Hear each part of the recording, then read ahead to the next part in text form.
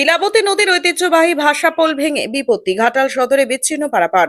হঠাৎ বাঁশের সাঁকো এবং কচুরিপানা স্রোতের ধাক্কায় ভেঙে গেল শিলাবতী নদীর উপর অবস্থিত হেরিটেজ স্বীকৃত ঐতিহাসিক ভাষাপোল।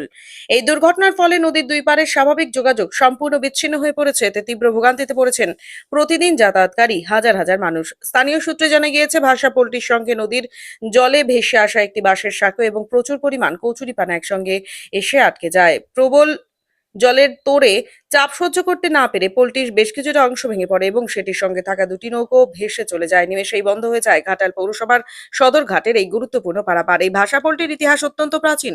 ব্রিটিশ আমলে নীলকর সাহেবরা নিজেদের পারাপারের সুবিধার জন্য শিলাবতী নদীর উপর সারি সারি নৌকো ভাসিয়ে তার উপর কাঠের পাথাতন ফেলে এই পোলটি তৈরি করেছিলেন। তৎকালীন সময়ে সাধারণ মানুষের এটি ব্যবহারের অনুমতি ছিল না। কালের নিয়মে পরবর্তীতে এটি সাধারণের জন্য উন্মুক্ত করা হয় এবং পশ্চিমবঙ্গ সরকার কর্তৃক হেরিটেজ মানভূমিও লাভ করে।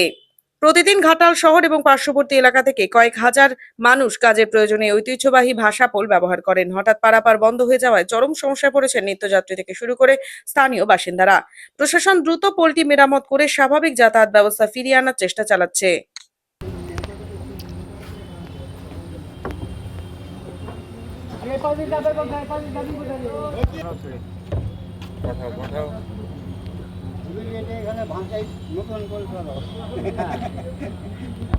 বাসের সাঁকো ভেঙে আসছিল।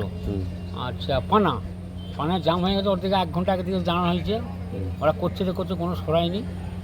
তারপরে ওরা জানে ট্রেনে সরিয়ে দেবো। তারপরে সেই ঝাঁপটা যখনই এসে জাম হয়ে গেছে, পুরো একদম ভুঙে নিয়ে নৌকা নিয়ে একদম চলে গেছে। মানে ভাষাপোলকে ভেঙে নিয়েছে। হ্যাঁ, ভাষাপোল কাঁচি মাটি সব ভেঙে হয়ে গেছে।